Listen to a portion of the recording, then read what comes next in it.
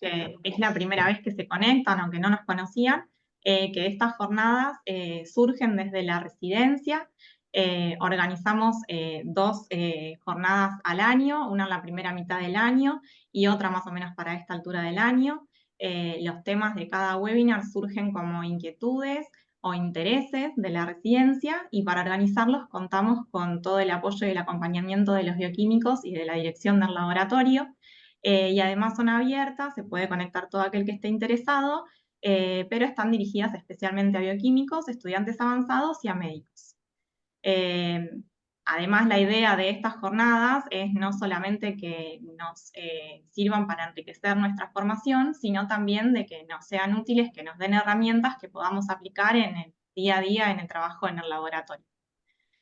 Bueno, en esta oportunidad contamos con la presencia de dos disertantes muy experimentadas. La primera de ellas, quien va a tener a cargo la primera presentación, es la bioquímica Marilú Ríos. Ella ay, no lo puedo ver acá. Ella comenzó su actividad profesional realizando guardias y luego como bioquímica de planta en la maternidad Sardá. Trabajó en el sanatorio Mitre para Central Lab, fue codirectora técnica en el sanatorio Agote, trabajó en el Hospital Durán por 33 años y 25 de ellos en el área de proteínas. Desde 2020 se desempeña como parte del equipo de proteínas en LACO ATCEBA, nuestro laboratorio, y es miembro del Foro de Proteínas de Argentina desde su inicio. Y nuestra segunda disertante es la bioquímica Adriana Faktorovich. Ella es graduada de la UBA, realizó la residencia y jefatura de residentes en el Hospital de Niños Ricardo Gutiérrez, donde se desempeña como bioquímica de planta desde entonces. Trabajó en el laboratorio especializado, es docente en el programa de formación ProEco y cursos de la ABA y es participante del Foro de Proteínas. Les quería avisar que se van a poder hacer preguntas al final de las dos disertaciones por el chat o por la cajita de preguntas y respuestas, pero antes le voy a ceder la palabra al doctor Adrián Aymar, que es el coordinador del laboratorio y además quien trabaja en el sector de proteínas junto a la doctora Marilu. Bueno, Adrián. Hola, buenas tardes. Bueno, simplemente dos o tres cositas muy cortitas. Muchas gracias por la participación. Vemos que hay muchos conectados y eso es muy bueno. Me parece que es importante hacer hincapié en el trabajo de la residencia. Es muy importante y está muy bueno tener una residencia, ya sea en un privado como en un público. Eh, los residentes empujan, traen nuevas ideas y nos hacen trabajar y aprender también a nosotros. Así que me parece que son un buen material de empuje para que empecemos a buscar otras herramientas a la hora de tratar de devolver con capacitación todo lo que nosotros sabemos.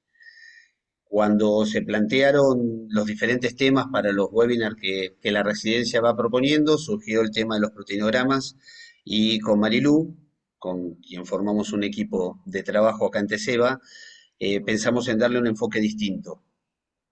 Nos parecía que debíamos darle una vuelta de rosca a la observación del proteinograma y a la interpretación, y entonces pensamos en dos charlas que sean diferentes a lo que habitualmente escuchamos.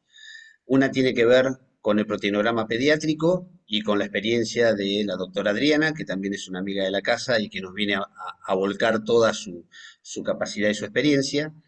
Y la otra es tratar de enfocar desde el punto de vista del trabajo en equipo, de la multidisciplina y de la interpretación de los proteinogramas y de la interacción entre bioquímico, médico y paciente. Y de eso va a hablar Marilú. Con ese tema vamos a empezar y yo quiero destacar una frase que siempre decimos con Marilú. Nosotros decimos que los proteinogramas nos hablan, porque nos mandan alertas, nos mandan señales para poder guiarnos en nuestro desarrollo del estudio de ese paciente y poder también intercomunicarnos con los médicos para poder hacer el seguimiento. Voy a compartir pantalla y le voy a dar la palabra a Marilú, quedan en las mejores manos. Dejo de compartir yo, así podés. Sí, por favor.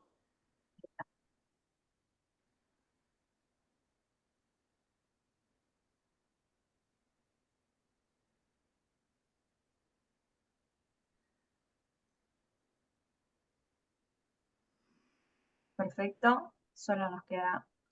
Ya te...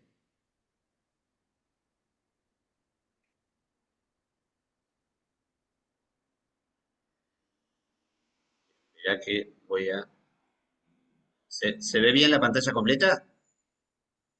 Todavía no lo veo, pero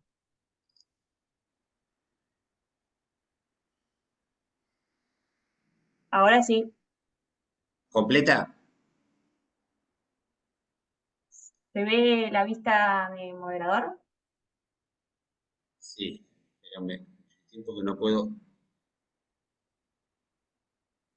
Ahí está. Ya lo tengo. Ahí va, ahora sí, perfecto.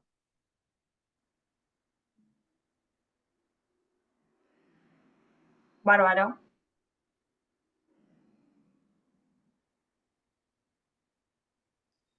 Cambia.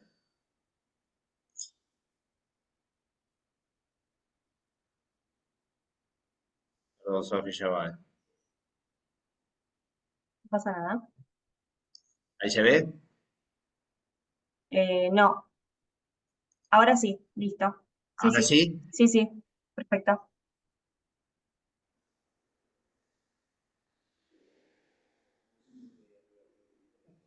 Bueno, Bueno, buenas tardes. ¿Ya estoy? adelante. Listo. Buenas tardes, mi nombre es Marilu Ríos y vamos a enganchar lo que dijo el doctor Adrián Aymar para comentarles por qué la mirada integradora y multidisciplinaria del proteinograma. Cuando ideamos esta charla, dijimos no vamos a hablar ni de fisiopatología de proteínas ni de casos clínicos, sino vamos a hacer prevalecer las debilidades y fortalezas, que como todo laboratorio lo tenemos, del proteinograma y de la relación del el bioquímico con el médico clínico, con el médico hematólogo y con el paciente.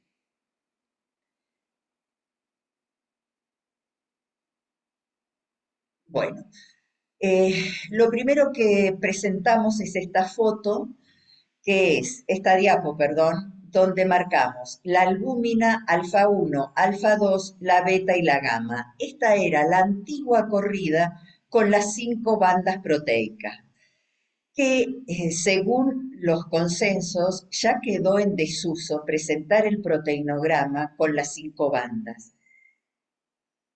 Hay lugares que todavía lo siguen haciendo, pero nosotros hacemos hincapié en respetar las 6 bandas del proteinograma, alfa 1, alfa 2, beta 1, beta 2 y la gamma. ¿Qué es un proteinograma electroforético? Esta es una definición muy simple, pero la van a tener presente durante toda la charla. Es el estudio inicial más importante para detectar gamopatías monoclonales, discrasias de células plasmáticas.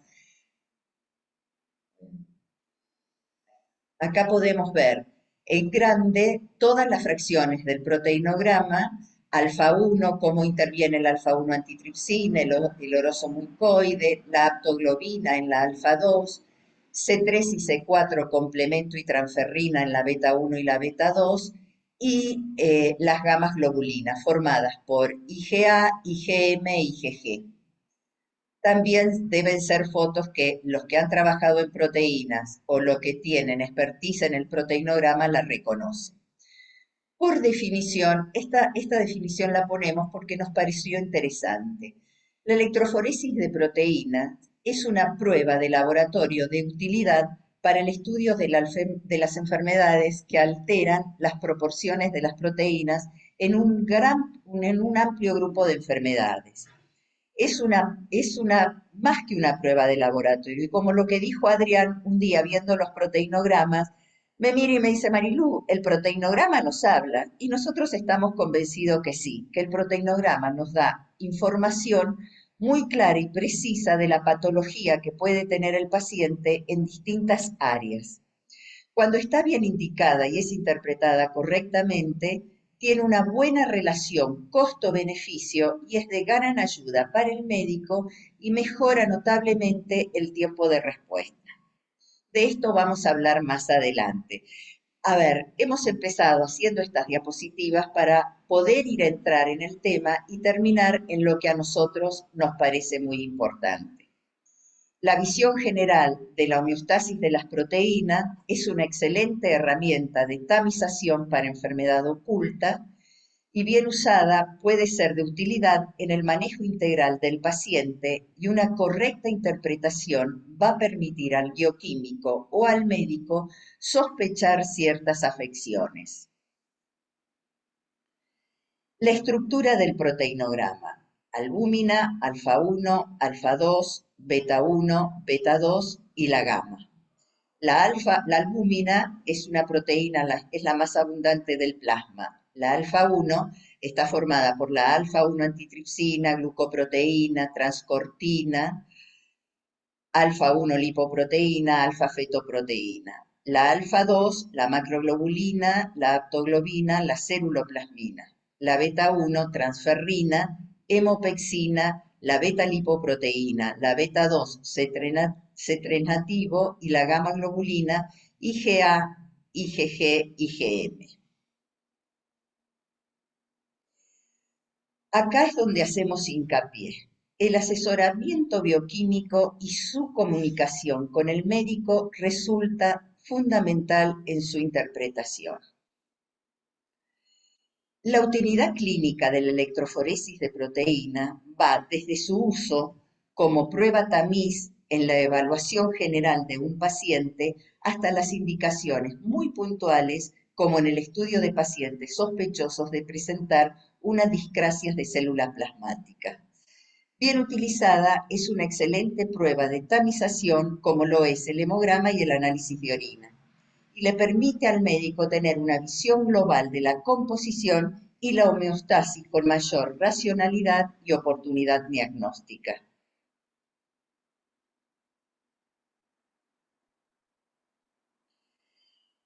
El proteinograma es la prueba más sencilla y más simple para el inicio de estudios de patologías de gamopatías monoclonales o de discrasias de célula plasmática. Es el primer estudio que se hace. Los patrones más comunes son el normal, el policlonal y la gamopatía monoclonal. Después tenemos presente a la oligoclonalidad, pero estos tres son los patrones más comunes que se pueden ver en un proteinograma. Permite diferenciar entre inmunoglobulinas monoclonales y policlonales. La cuantificación del pico monoclonal es indispensable para el diagnóstico y seguimiento. Presenta sensibilidad limitada en la investigación de gamopatías oligosecretoras o de cadenas livianas libres monoclonales. ¿Por qué decimos sensibilidad limitada? Porque hay componentes o hay bandas homogéneas que no se ven en el proteinograma, que sí se ven en una inmunofijación. Entonces, los estudios complementarios, que no somos nosotros los que le solicitamos a los médicos, son la inmunofijación o la inmunosustracción, que establecen los isotipos de cadena pesada o ligera de inmunoglobulina. Debido a que estas técnicas inmunoelectroforéticas son aproximadamente 10 veces más sensibles, es posible en numerosas situaciones de que no se puede observar en el proteinograma, pero sí se observa por una inmunofijación. La cuantificación de inmunoglobulinas ayuda en la detección de proteínas monoclonales y complementa algunas debilidades de las técnicas electroforéticas que después vamos a seguir hablando. La relación capa-lambda fuera de su rango de referencia es un indicador de proliferación monoclonal. Ya hay consensos, hace años, hay consensos internacionales como el consenso australiano, el canadiense, el Grupo Internacional de Trabajo de Mieloma Múltiple, que ha definido paneles de screening para el estudio de las gamopatías monoclonales que comprenden estudios en suero y en orina de 24 horas y recomiendan realizar el proteinograma junto con la inmunofijación sérica y urinaria y el dosaje de cadenas livianas libres en el momento del diagnóstico. En caso de sospecha de amiloidosis, es imprescindible incorporar un uroproteinograma, la inmunofijación urinaria y en el caso de confirmarse la presencia de la gamopatía monoclonal, y estudiar simultáneamente sangre y orina en los sucesivos controles. Bueno, antes de empezar con los estudios complementarios, acá vamos a hablar de la experiencia de nuestro laboratorio. Yo no hace mucho que trabajo en el LACBA, empecé a fines del 2020, hace 4 años, y el encargado y el responsable de proteínas era el doctor Aymar. Apenas empecé a trabajar en el laboratorio, lo primero que pusimos en claro es que íbamos a trabajar en conjunto y lo que íbamos a tratar es hacer crecer el área de proteínas. Las cosas que no nos gustaban o que teníamos que cambiar, hablándolo los dos, íbamos a llegar a un acuerdo y se iba a hablar del cambio que queríamos y la mirada que teníamos de los médicos clínicos y de los médicos hematólogos. Los estudios complementarios que siempre nos ayudan en el diagnóstico de proteínas es el perfil hematológico, el perfil inflamatorio y la función renal.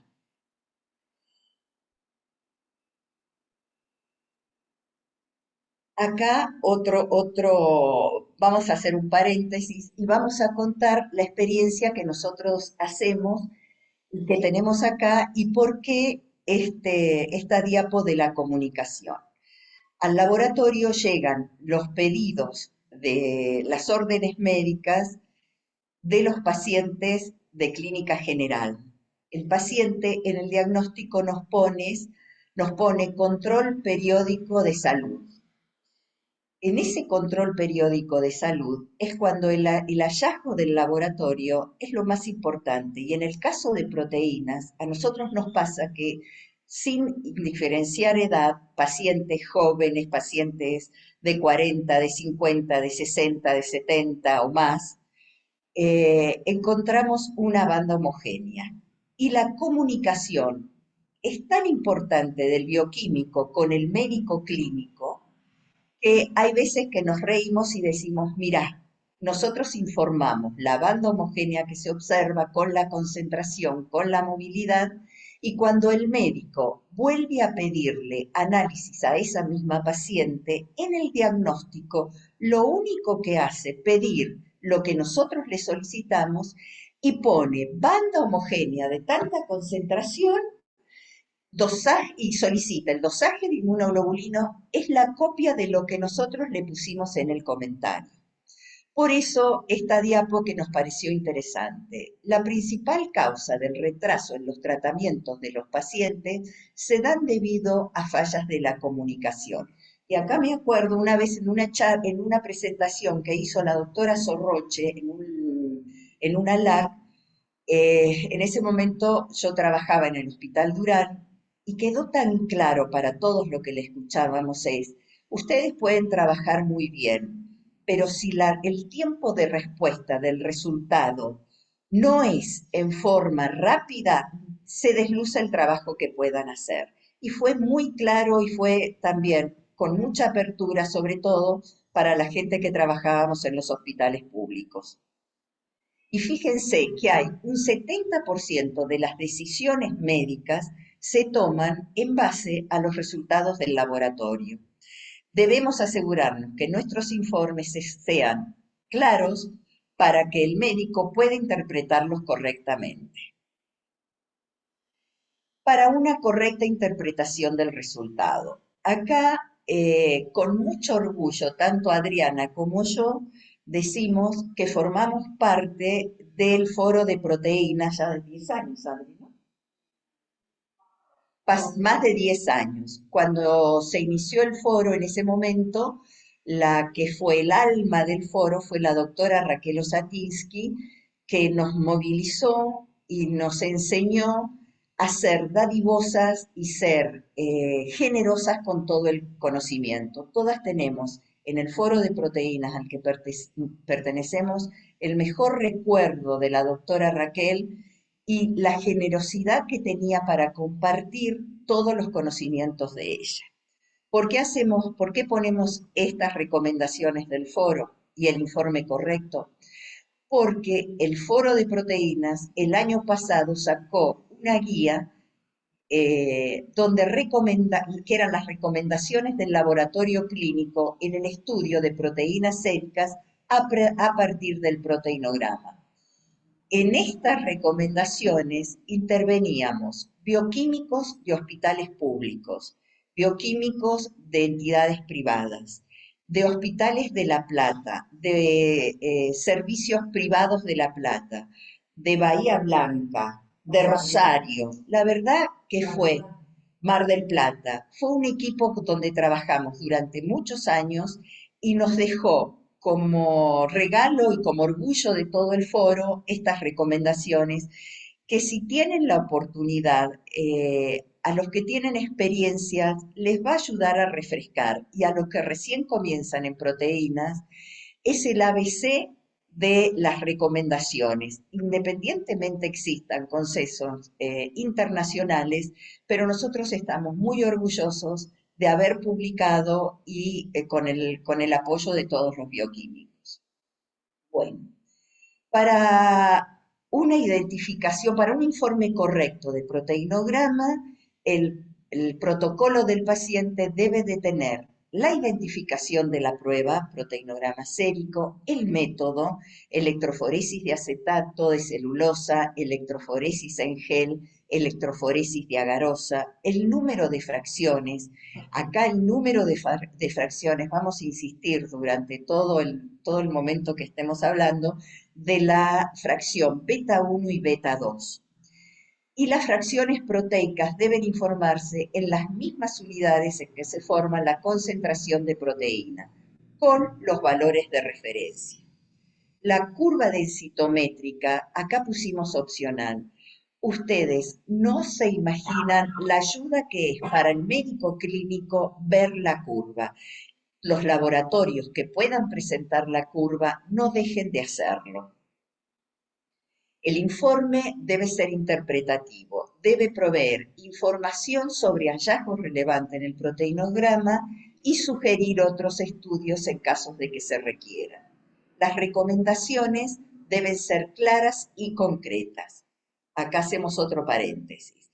En el caso de que nosotros recibimos las órdenes médicas, a veces, hablando con los médicos clínicos, nos dicen, a ver, el laboratorio informa el resultado del proteinograma con valores de referencia.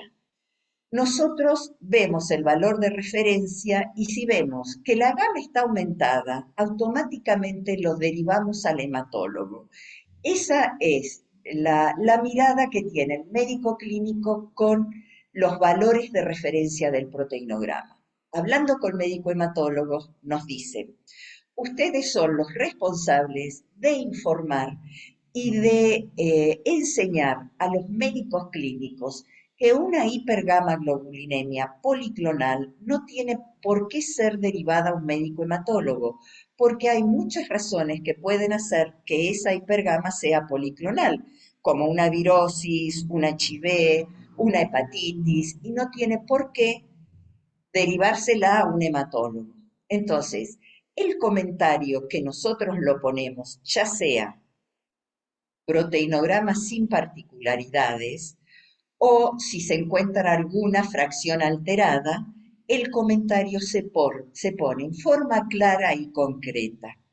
A mí me pasaba cuando estaba en el Hospital Durán con las residentes que le decía, bueno, a ver, informen ustedes, a criterio de ustedes, lo que ven. Informaban. Eran precioso lo que informaban, pero era poco claro. Si les gusta escribir, nos reíamos todas, ¿no?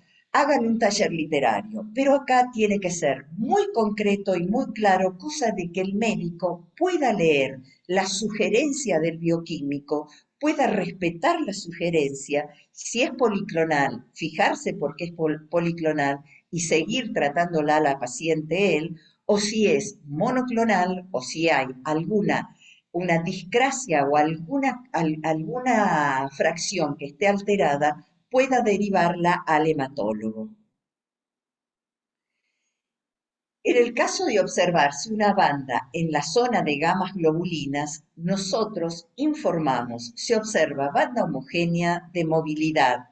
Se pone la movilidad en el informe y eso va por escrito de tal concentración de movilidad gamma media, gamma lenta, gamma rápida o posgamma. Debe cuantificarse la banda. Hay dos formas de cuantificar la banda, en forma tangencial o en forma línea de base. Las dos formas que se elijan es la correcta. Lo único que se eligieron esa forma se debe continuar siempre, porque si no el médico no entiende el informe que se le está mandando. Utilizar las mismas unidades para que las distintas fracciones proteicas, aclarar por qué método se realizó la cuantificación y seguir los estudios complementarios necesarios. Esta diapo, con mucho orgullo, es el trabajo nuestro del laboratorio, que tratamos de ponerle todas las fotos que ven tienen alguna patología. Por ejemplo, y aquí nos vamos a detener para que les quede claro.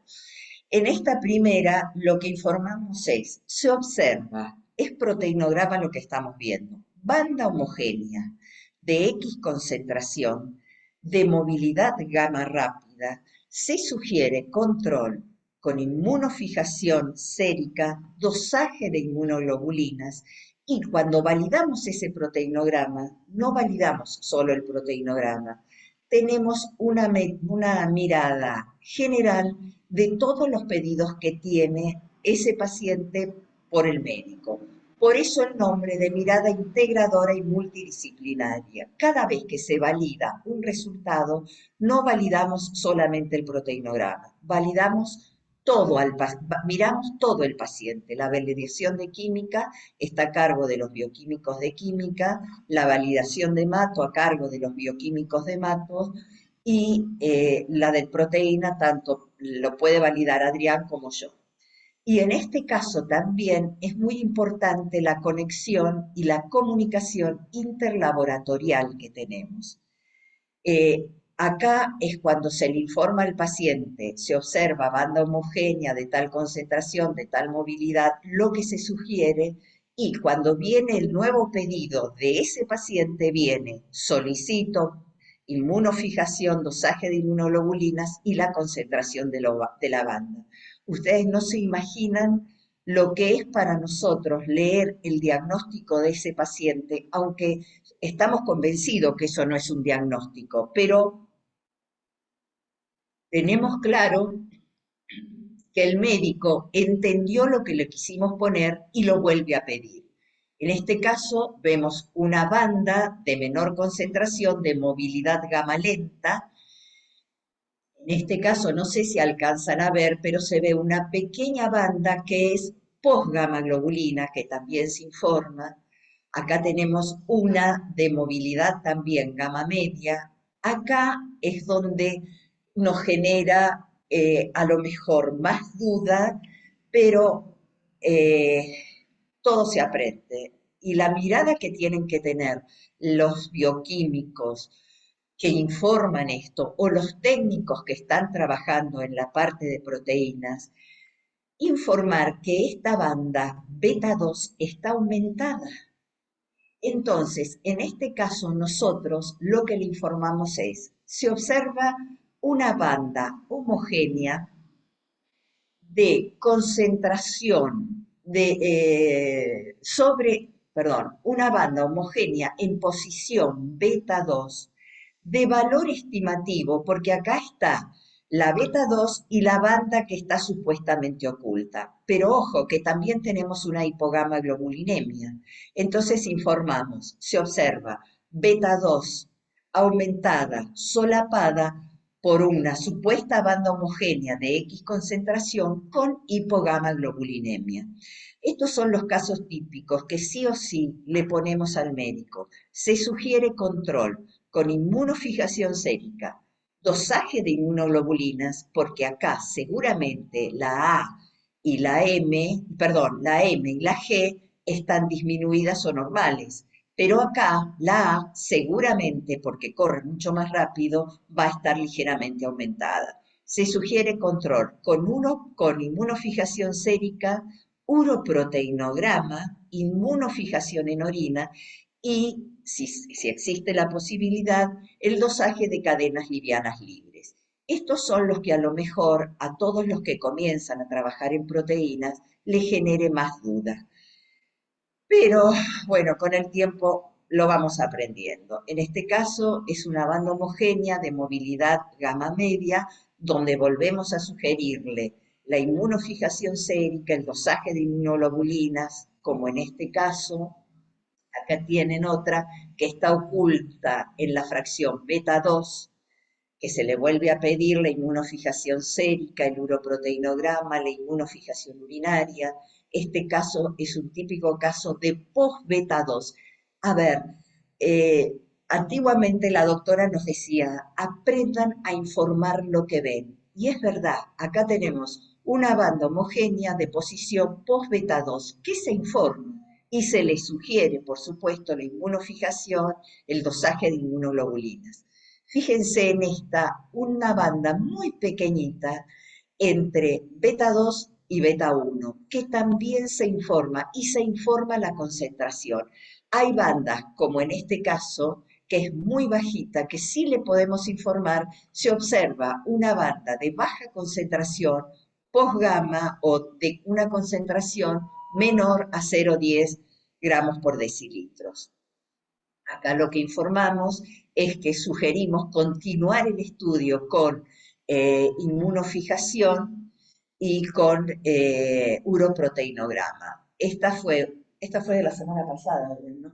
Esta fue un paciente de un médico clínico donde diagnóstico que tenía enfermedad renal crónica y venía siendo tratado por este mismo médico solamente con Marilu, proteína y albúminas. perdón que Cuando te le interrumpa, Marilu. Un sí, segundo. ¿Nos podrás indicar oralmente de cuál hablas? Porque no estamos viendo el puntero. ah, Perdón que es no te la quería segunda interrumpir, hilera, pero a ver si lo pueden ver ahí, la segunda hilera, sí. ay, me fui.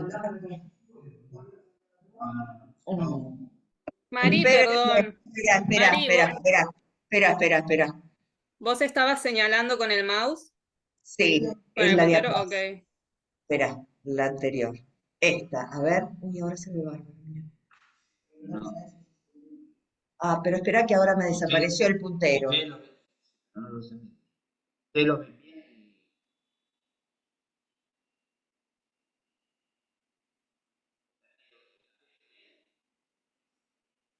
¿Se cortó? No se acordó. Si no, decí oralmente el gel en el que estás. Ahora lo ven. A ver si Así, ahora ahí lo está. ven. Ahora se Sí, ve Ahí ahí está sí, perfecto. Mari. bien. Perdón que te Perfecto. lo dije ya muy tarde, pero no quería interrumpirte. Muy bien. Está bien, igual, bueno, recién ahora estamos.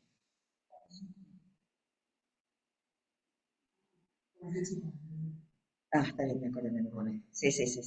Bueno, en este caso tenemos también una banda homogénea en posición gamma lenta, gamma rápida. Está, a ver, uno puede informar, perdón, gamma media, gamma rápida. Está justo en el límite. Acá tenemos esta última en una posición gamma media, pero estas son, no sé si quieren hacerme, no, después, hacíamos las preguntas después.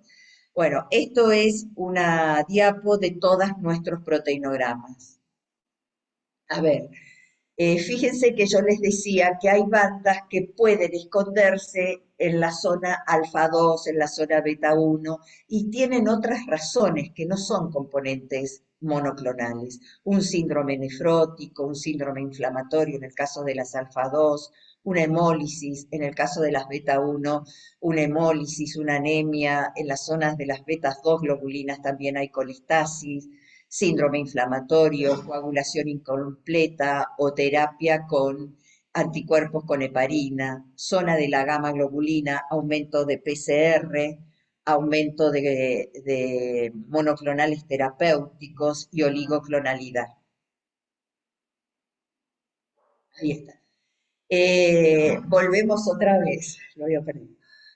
Para una presentación clínica, y vuelvo a decir, integradora y multidisciplinaria, el médico, más que nada el hematólogo, sí o sí necesita los estudios proteicos del laboratorio, los estudios por imágenes, la anatomía patológica para llegar a un diagnóstico y la presentación clínica, que eso lo ve el propio médico, ¿verdad? Bueno, esto es el rompecabezas que estamos armando para llegar a un diagnóstico de certeza en un tiempo que sea rápido. Es el único caso clínico que presentamos porque fue el caso clínico que más ruido nos hizo a nosotros. Fíjense, es un varón de 53 años sin antecedentes de enfermedades crónicas. Se solicita rutina de control donde incluye el proteinograma. El paciente todos los años hacía una rutina de control desde el 2020. En el 2020 ya se informa una gama de 0,33 donde se le solicita una orina de 24 horas para continuar el estudio. En el 2023 vuelve y se informa una marcada hipogamaglobulinemia y se le vuelve a pedir la orina de 24 horas para completar el estudio. 2023. Desde 2020 ya llegamos al 2024 y la gama sigue baja y se le sigue solicitando. Se ve todo el perfil general y se ve que el hematocrito, la hemoglobina, los blancos, las plaquetas, la eritro, todo era normal. La uremia estaba ligeramente aumentada, la glucosa normal, la proteinuria ligeramente aumentada y la microalbuminuria normal.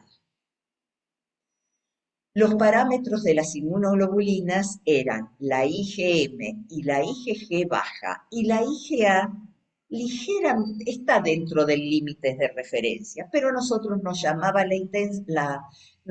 la atención el proteinograma. Se le informa ya hipogamaglobulinemia, se sugiere completar estudio con inmunofijación en sangre y orina, y recibimos un llamado del paciente.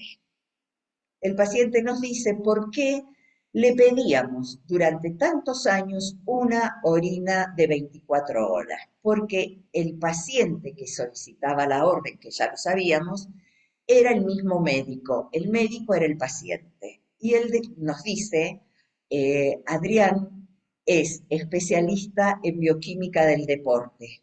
Y lo primero que nos dice es, yo soy un deportista nato y toda mi vida he practicado deporte, y nos comenta toda la actividad que tenía, no tengo ningún síntoma, no me siento mal, yo estoy muy bien, no sé por qué quieren que yo les mande una orina de 24 horas.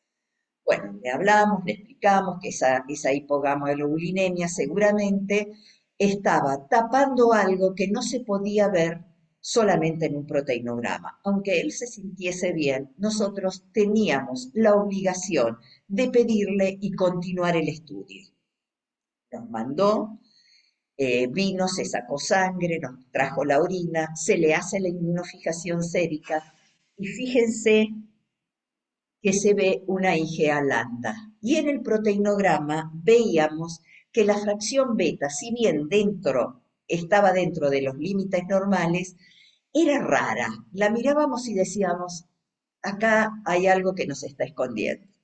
Le dimos todos los resultados, por supuesto, automáticamente se contactó con un hematólogo y siguió todo esto con un hematólogo. Para nosotros, la seguridad y la tranquilidad que nos queda de haber completado el estudio hasta el final. No importa que después lo derive a un hematólogo o no. Otra de las cosas que los hematólogos nos dicen es que ojalá, ya que hay consensos y que se pueden ver los consensos, que todos los laboratorios tuviéramos la misma forma de informar los proteinogramas con las concentraciones de las bandas y la patología que vemos. ¿Por qué? Porque el problema que tiene el hematólogo con el proteinograma es con los pacientes y con las obras sociales o con la prestadora social que tiene el paciente. El hepatólogo sigue al paciente porque la obra social contrata a ese hematólogo. De repente, el paciente viene y le dice, no me puedo seguir atendiendo con usted porque ya la prepaga no me cubre, así que tengo que ir a otro hematólogo. Y ir a otro hematólogo es que ese hematólogo le derive al laboratorio que tiene contratado, que a lo mejor no es el mismo que lo seguíamos nosotros. Entonces, el mismo hematólogo, hablando con ellos, nos dice, ojalá que los laboratorios pudieran ponerse de acuerdo, porque al hematólogo le genera mucho ruido empezar desde cero teniendo pacientes con tantos estudios realizados. Las conclusiones. El proteinograma electroforético es el punto de partida para el screening de numerosas patologías y juega un rol fundamental en el estudio de las gamopatías. Es una excelente herramienta de tamización para la enfermedad oculta y da una visión general de la homeostasis de las proteínas que bien usada puede ser utilizada en el manejo integral del paciente. Este es el equipo con el que nosotros trabajamos, es un G26, lo comercializa Interlab y bueno, y es trabajar con un equipo que te da seguridad y que tenemos un apoyo desde Interlab ante los problemas que tenemos, también da seguridad en el bioquímico. Los bioquímicos debemos siempre sugerirle al médico la realización de la prueba, que sea tan importante como una orina o como un hemograma. El proteinograma hoy en día es muy importante que el médico sepa que está a su alcance pedirlo y que los bioquímicos sepamos dar una respuesta aclaratoria y no meramente un resultado con valores de referencia. Estamos capacitados para hablar con los médicos y ponerlos en conocimiento de las cosas que para ellos a lo mejor son debilidades y que para nosotros son fortalezas. Esto es más o menos un poquito de historia. La epidemiología del mieloma múltiple representa el 1% de los tumores malignos y el 10% de las neoplasias hematológicas. La incidencia anual es de 7 sobre 100.000 personas. Es muy probable que los que ya trabajan en proteínas, estas diapos ya la conozcan, pero entiendan que es una charla donde pueden participar bioquímicos con experiencia en proteínas o no, técnicos también pueden haber escuchado la charla. Entonces, es abrirles un poco de lo que nosotros sabemos y compartirlo con ustedes. 13.000 nuevos casos y 11.000 muertes anuales. La edad media al diagnóstico son 65 años. Acá, ojo, 65 años cuando ya se puede diagnosticar. Nosotros en el laboratorio del ACBA tenemos pacientes de 40 años ya con bandas homogéneas y ya con diagnósticos de gamopatías monoclonales. Los 65 años es cuando ya el médico empieza con el tratamiento para el paciente, pero inclusive hoy tuvimos un caso de una paciente de 41 años que la voy a validar y digo, uy, una banda de 1,51 gramos decilitros en una movilidad gamma media. Empiezo a ver la orden del paciente, por qué pedía el proteinograma y veo diagnóstico hipotiroidismo. Urgente. El nombre de la paciente y el nombre del médico coincidían. Entonces, en esos casos, nosotros tenemos un sistema muy rico que nos permite tener el teléfono del paciente. Nos cuesta mucho, sí, comunicarnos con los médicos, pero en este caso puntual, el paciente era la médica. Hablamos con ella, le preguntamos por qué pedía eso y le dijimos que ya automáticamente nos hiciera llegar una orden y se le hacía la inmunofijación con esa muestra que tenía la banda homogénea en el suero. La médica, por supuesto, muy agradecida, pero ojo, tiene 41 años y la banda recién empieza con 1,51, tratada por su hipotiroidismo y bueno, realmente estaba muy agradecida que nos hubiésemos contactado con ella. El 40% de los pacientes tienen más de 75 años y el 3% de los pacientes tienen menos de 40 años. El primer caso de mieloma múltiple, esta foto que no es bonita, es el caso de una enfermera de Inglaterra que empieza con fracturas múltiples y patológicas.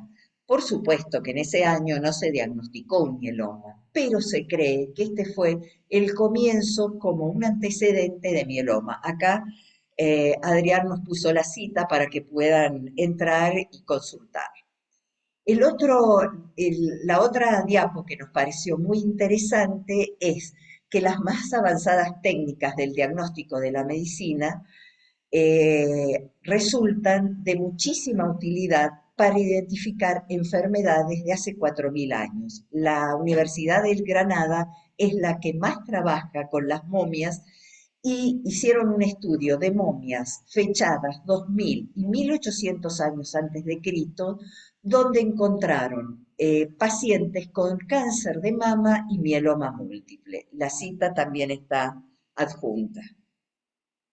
Y esta también es una foto que seguramente muchos conocen, pero a mí me parece muy interesante para poder compartirla con ustedes y ver la evolución que se tiene desde 1960 con la electroforesis, 1970 aparece la inmunofijación, 1990 el FISH, 2000 citometría de flujo y cadenas livianas libres, el PET, la tomografía computada, la resonancia magnética y la última es las técnicas de secuenciación génica, que es de muchísima utilidad porque la idea es llegar a un tratamiento del paciente teniendo en cuenta las distintas formas genéticas. Y acá vuelve a terminar de ser multidisciplinaria porque también va a tener un valor muy importante en la industria farmacéutica para llegar a un tratamiento específico del paciente. Lo que volvemos a sugerir es, el informe debe ser interpretativo y no meramente descriptivo. Aprendan a escribir en forma clara y concreta un informe del proteinograma, que no sea solamente valores de referencia y concentración de las distintas fracciones. Estamos capacitados para hacerlo y va a haber un antes y un después, cuando los médicos empiecen a hablarles y a intervenir para decirle qué me quisieron poner. Y ahí están también capacitados para contestarle al médico y enseñarle a leer un informe de proteinograma. Deben conocerse los diferentes perfiles proteicos y su implicancia clínica, las posibles interferencias y los estudios complementarios a sugerir. El comentario en un resultado de laboratorio mejora considerablemente la interpretación del mismo. La claridad en la transmisión de resultados permite una ágil ampliación de la solicitud original al incluir pruebas específicas. Bueno, terminamos de armar el rompecabezas. Yo quiero decirles que nosotros en el laboratorio formamos un equipo con Adriana Aymar. Desde que yo empecé acá, lo primero que se me ocurrió decirle es, trabajamos en conjunto. No levanto paredes y sí armamos puentes. Y seguimos trabajando en conjunto, crecemos a diario ante las dudas que tenemos, consultamos, consensuamos ante una duda y ante cómo se va a informar este proteinograma, y la verdad que muy contenta de compartir con él y ser parte del grupo del agua. Muchísimas gracias a todos por los que nos han escuchado. Espero que les sirva y que haya un antes y un después de esto. Ahora continúa la doctora Adriana Faktorovich. Ella se enoja cuando yo digo esto, pero quiero que sepan que es la bioquímica que más sabe de proteínas en niños. Aparte de eso, es amiga y hemos crecido juntas también en el foro de proteínas. Muchas gracias. Excelente, gracias Marilu. Cuando terminamos con la siguiente charla, hacemos la ronda de preguntas que ya vi que fueron dejando en el box de preguntas. Así que si les parece, ahora continuamos con la clase de Adriana.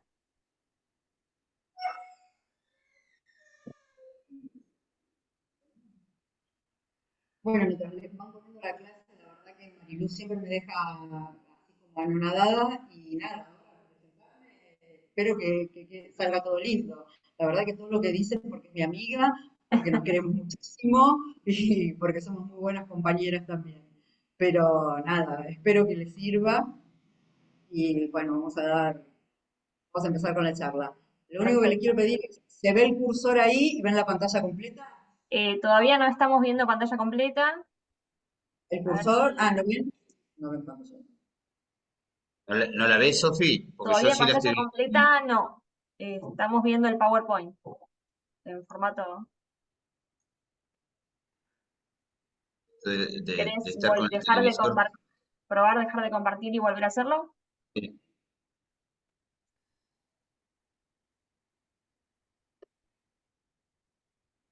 Me engaña porque yo acá en el televisor sí la veo completa, por eso. Claro, no, pues vayamos de vuelta. Ahora sí está ¿Ahora? pantalla completa y si querés probar el cursor a ver o botón derecho y Sí, seleccionar. sí, ya. Cero láser, ahí está. ¿Ahora sí? Ahora se ve perfecto, ahora estamos. Bueno, paso con flechita para abajo. Si querés probar, ahí vamos. Dale, Ahí estamos, perfecto. perfecto. Bueno, como ya me presentaron, soy Adriana Faktorovich y trabajo en el Hospital de Niños Ricardo Gutiérrez. Con lo cual les voy a pedir que solo por un ratito y nada más que por un ratito se olviden de la asociación directa entre gamopatías monoclonales y proteinograma electroforético. Y lo que vamos a tratar de ver es todas las otras utilidades y todas las patologías que nosotros vemos en el Hospital de Niños y vamos a comparar dos métodos y cuál es la información que me da cada uno de los métodos, cuáles son las diferencias y cuáles las concordancias entre ambos. Bueno, la electroforesis de proteínas, si hablamos dentro de la práctica clínica, puede hacerse en un soporte sólido o en medio líquido. Si vamos a hacerlo en un soporte sólido, podemos utilizar acetato de celulosa o agarosa. El acetato de celulosa últimamente está como dentro de los consensos tratando de que se deje de usar. La agarosa es como mejor método, tiene mayor sensibilidad, menor coeficiente de variación. Entonces, lo que se trata es ir cambiando para ver si se puede utilizar agarosa. Luego, las proteínas, una vez que migran, son coloreadas. Estos colorantes pueden ser o negro amido o violeta ácido, que es más sensible que el negro amido. Si trabajamos en medio líquido, lo que realizamos es una electroforesis capilar, que es un método muy antiguo, pero que últimamente se está usando en la práctica clínica. Se me fue, ahí está. Y lo que vamos a hacer acá es medir las proteínas directamente por medio de sus uniones peptídicas.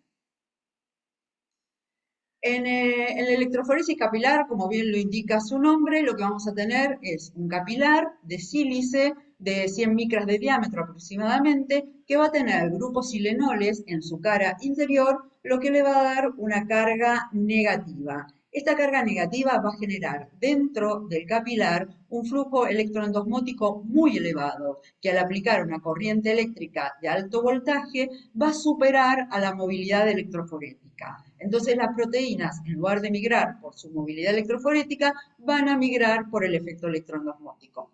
Lo que se hace es, tenemos una muestra que la diluimos en el buffer, la inyectamos en el capilar por su extremo anódico, va a correr dentro del capilar por el cual está circulando un buffer de pH alcalino y van a migrar las proteínas según a distintas velocidades. y esta velocidad va a depender de la relación carga-masa. Y lo que vamos a ver que en el extremo anódico van a ir apareciendo las distintas proteínas y que van a aparecer primero las gamma, después la beta 2, beta 1, alfa 2, alfa 1 y luego la albúmina. Estas proteínas van a ser detectadas por un detector midiendo su absorbancia. ¿Cuáles son las ventajas de usar electroforesis capilar? Por un lado, está totalmente automatizado. Tenemos un carrusel en el cual nosotros le podemos poner el tubo madre directamente, el que se realiza la extracción, lo ponemos dentro del equipo y lo colocamos para que se realice la determinación. En Agarosa existen un montón de equipos automatizados, pero siempre alguna intervención nuestra tienen que tener. Acá directamente el tubo va al equipo. Por otro lado, es rápido, una técnica rápida. Esto va a depender tanto del equipo como el número de capilares que tenga el equipo. Pueden ser 2, 8, 16 según cada uno.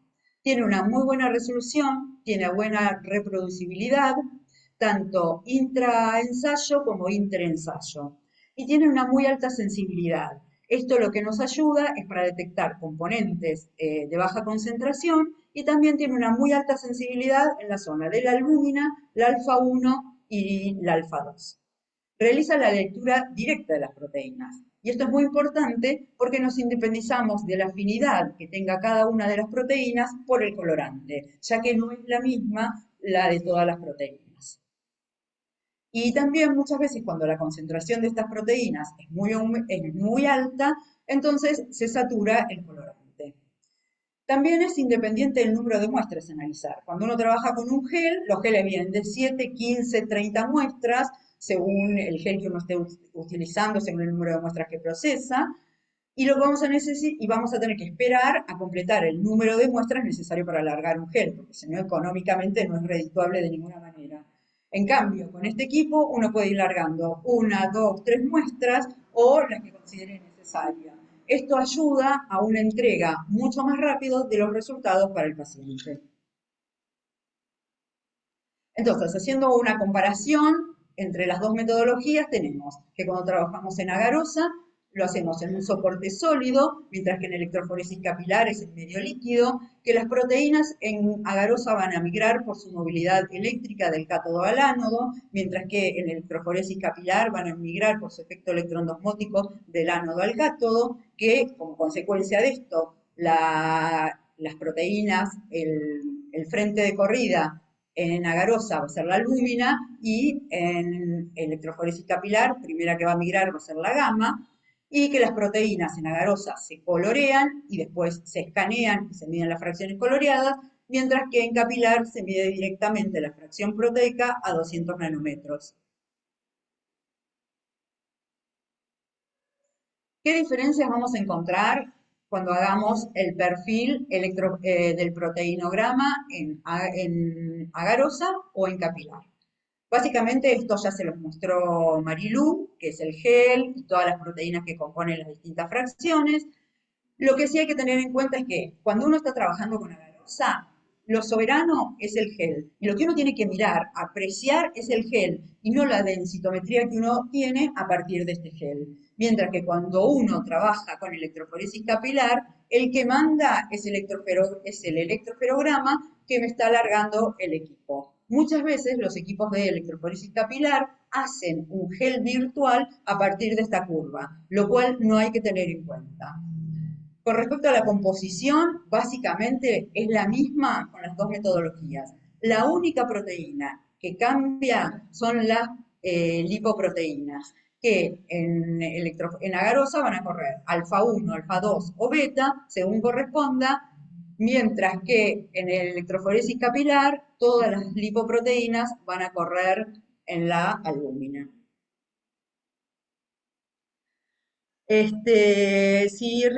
Cuando nosotros en el laboratorio trabajábamos en agarosa y cambiamos por electroforesis capilar.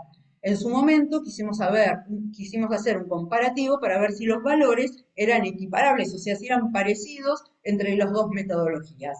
Y lo que encontramos fue que existe un sesgo porcentual positivo para la albúmina, para la alfa 1, y negativo para el alfa 2, beta 1, beta 2 y gamma. Lo que es muy notorio es el sesgo que se presenta en la alfa 1, que si ven es muy marcado.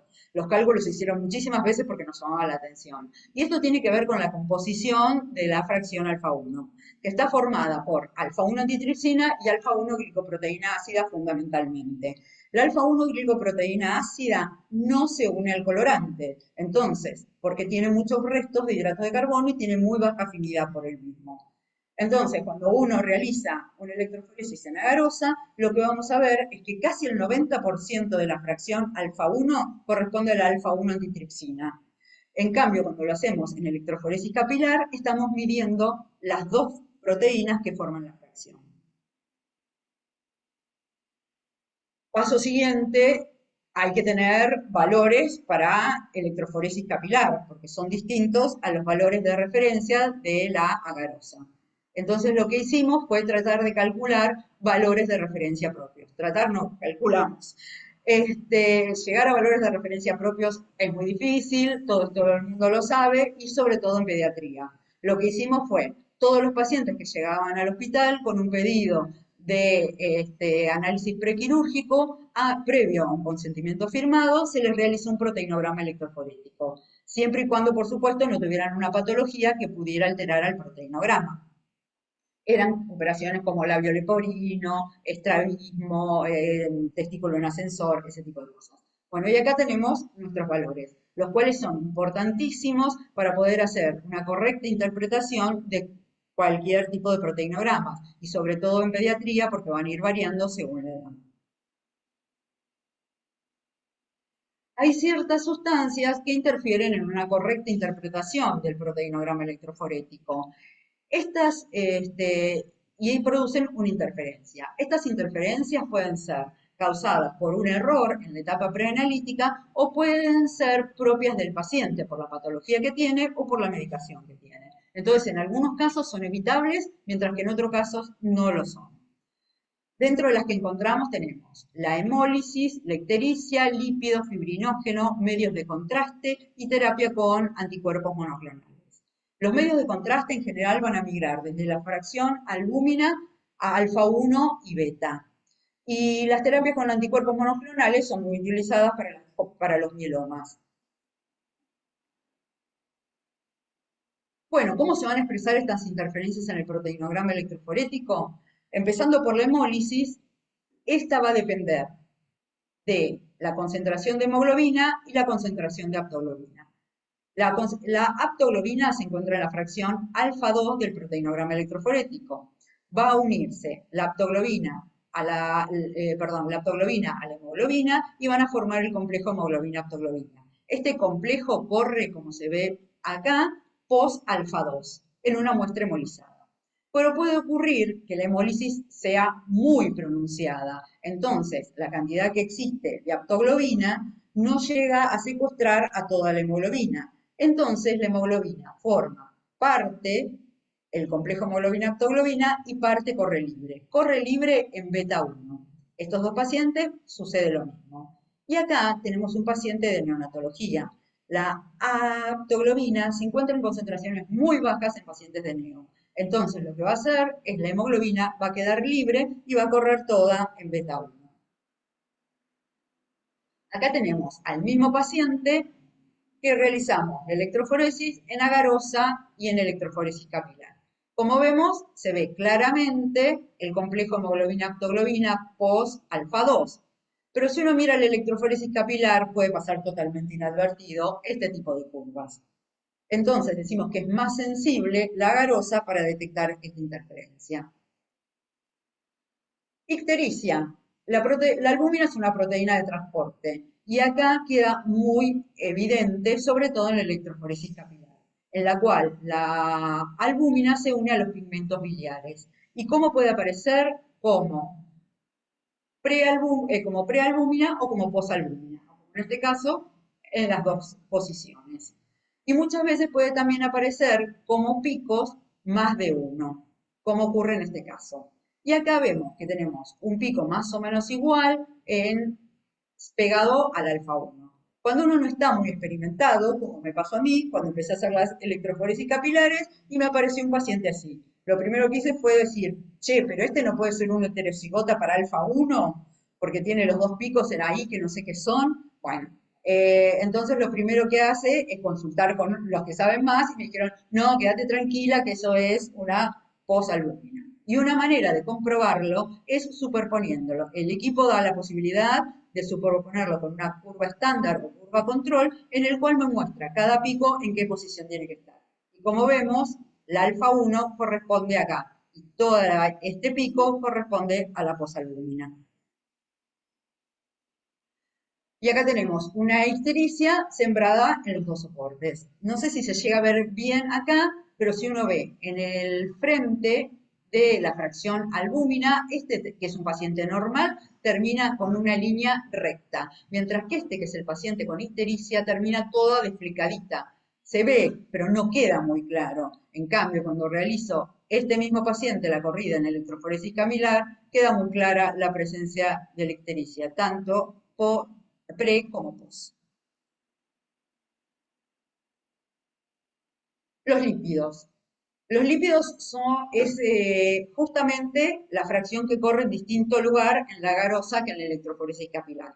Entonces, en la garosa la vamos a apreciar como en la zona beta 1, pre-beta 1, bien pegadita, es una línea muy delgada, fina, con un color azul intenso que se nota y queda clara. Aunque cuando uno realiza una electroforesis capilar, sí corre post-albúmina y queda mucho más clara esta pancita que se debe a la interferencia del espetalino. Fibrinógeno. El fibrinógeno corre desde post-beta 2 hasta el valle beta-gamma. Esto va a depender del soporte que uno esté utilizando. Entonces, lo que vamos a ver es esta bandita que está por acá.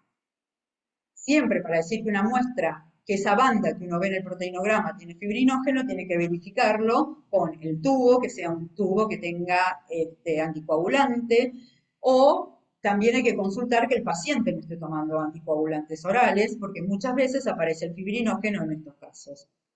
Y acá tenemos dos muestritas que tienen fibrinógeno y acá se ve, corre exactamente en el mismo lugar en electroforesis capilar y vemos un pequeño piquito, si lo llegan espero que lo lleguen a ver, acá en la beta 2 y acá tenemos el C3 por delante. Este pico, acá nosotros ya sabemos que esta era una muestra con ELTA, fuimos, la buscamos y era una muestra con anticoagulante. Entonces esa fracción corresponde al fibrinógeno. Recuerden que acá estamos hablando todo el tiempo de pediatría. Si uno tuviera un adulto, tiene que descartar que esto no fuera una banda de un componente monoclonal. Y acá en este otro paciente es un paciente que está recibiendo heparina y vemos una superposición del fibrinógeno junto con la fracción C3, con un aumento muy marcado. Esto es porque el fibrinógeno es reactante de fase aguda y si uno observa las fracciones alfa 1 y alfa 2, vemos que este paciente están aumentadas ambas fracciones, con lo cual estaría cursando una respuesta de fase aguda. Ahora, comparando las fracciones del proteinograma, vamos a ver cuáles son las coincidencias y diferencias. Empecemos con la albúmina por electroforesis capilar. Podemos observar bisalbuminemia, deformación de la curva por diabetes, alteraciones por ictericia y lípidos, como ya vimos recién en las interferencias, en el paciente con síndrome nefrótico, por la toma de antibióticos, sobre todo los betalactámicos y el ácido acetilsalicílico también puede dar a la alteración, y en las pancreatitis, que por acción de las enzimas pancreáticas puede partir a la albúmina. Acá tenemos un paciente con bisalbuminemia, el mismo sembrado en agarosa y electroforesis capilar. La bisalbuminemia se ve en agarosa perfectamente, espero que la lleguen a apreciar. Se ven como dos pancitas, ¿sí? Por una pequeña línea con un vallecito entre ambas. Pero cuando uno realiza la electroforesis capilar, queda muy clara la presencia de los dos picos. Esto siempre que hablemos de bisalbuminemia de origen genético, en las cuales tenemos el cambio de un aminoácido dentro de su formación que no modifica su funcionalidad. Por lo tanto, desde el punto de vista clínico, no tiene ninguna importancia. Y acá tenemos la alteración para los pacientes diabéticos.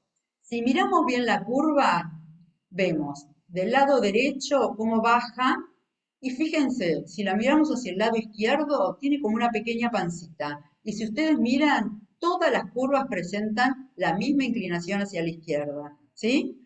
La primera vez que vimos esta lúmina, la miramos y dijimos, che, esta lúmina, ¿qué le pasa? Qué raro que se la ve. Entonces fuimos a buscar el diagnóstico del paciente y vimos que era una diabetes de tipo 1. Quisimos ver si tenía pedido de fructosamina o qué otro valor tenía como para ubicarnos y no encontramos nada.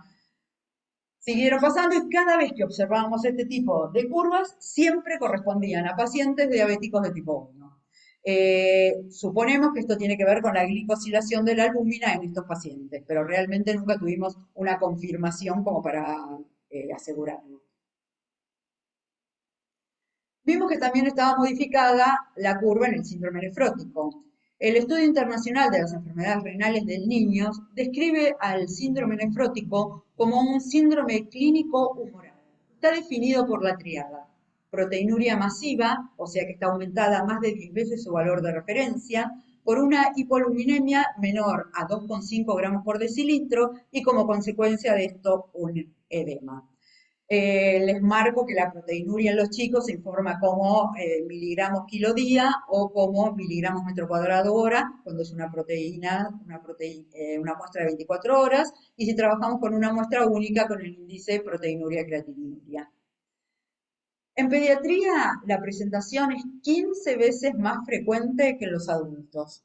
Y su presentación es, según su origen, es síndrome nefrótico cambios mínimos. Histológicamente es un síndrome nefrótico cambios mínimos, un síndrome nefrótico idiopático según su origen. Es córtico sensible en el 80 al 90% de los casos y el 80% de los niños se manifiesta en menores de 6 años. ¿Cómo va a ser el patrón electroforético que encontramos en el síndrome nefrótico? Es un patrón patognomónico, no se puede confundir con absolutamente ninguna otra patología. Es como que uno lo mira y directamente el gel le pone el nombre y el apellido. Si ustedes observan todo el gel, van a ver cómo se presenta claramente distinto a todo el resto de las corridas. Lo que vamos a tener siempre es una hipoalbuminemia muy marcada, aumento de alfa-2 muy marcado y una disminución de las gamas marcada. Eso es siempre. El resto de las fracciones es variable según el estado del paciente. Si prestan atención a los valores que manejan, fíjense, tiene unas proteínas totales de 4,3, una albúmina de 0,67 con una alfa-2 de 2,12. O sea, los valores están invertidos ambos. Y con respecto a las gamas, maneja valores muy bajos. Muchas veces, si miran acá en el gel, la beta 1, estos pacientes presentan beta-lipoproteínas. Y esto es porque siempre tienen aumento de colesterol y triglicéridos. Y acá vemos cómo se ve el síndrome nefrótico en electroforesis capilar. Básicamente el patrón es el mismo: hipoalbuminemia, alfa-2 alta, gamas bajas. Pero tenemos que la albúmina se presenta como partida. Algunas veces no y otras veces sí, que puede estar muy o poco partida. Fíjense cómo es en todos los pacientes. Otra cosa a tener en cuenta es que la fracción alfa-2 está aumentada. Está aumentada a expensas de la alfa-2 macroglobulina, que aumenta para tratar de compensar la presión oncótica por la pérdida de la albúmina. Y si miramos la fracción alfa-2 en electroforesis capilar, nos permite ver los componentes principales que la forman. Por delante tenemos la aptoglobina y luego tenemos el pico bien marcado de la alfa-2 macroglobulina, con lo cual queda bien claro que este aumento se debe al aumento de la alfa-2 macroglobulina. Si vamos luego a la fracción beta, por ejemplo, en este paciente, que es un síndrome nefrótico córtico resistente, vamos a ver un aumento de la fracción beta 2. Este aumento de la fracción beta 2 se debe a la presencia de fibrinógeno. Estos pacientes muchas veces se los anticoagula porque tienen pérdida de factores fibrinolíticos por orina y un aumento de los factores procoagulantes.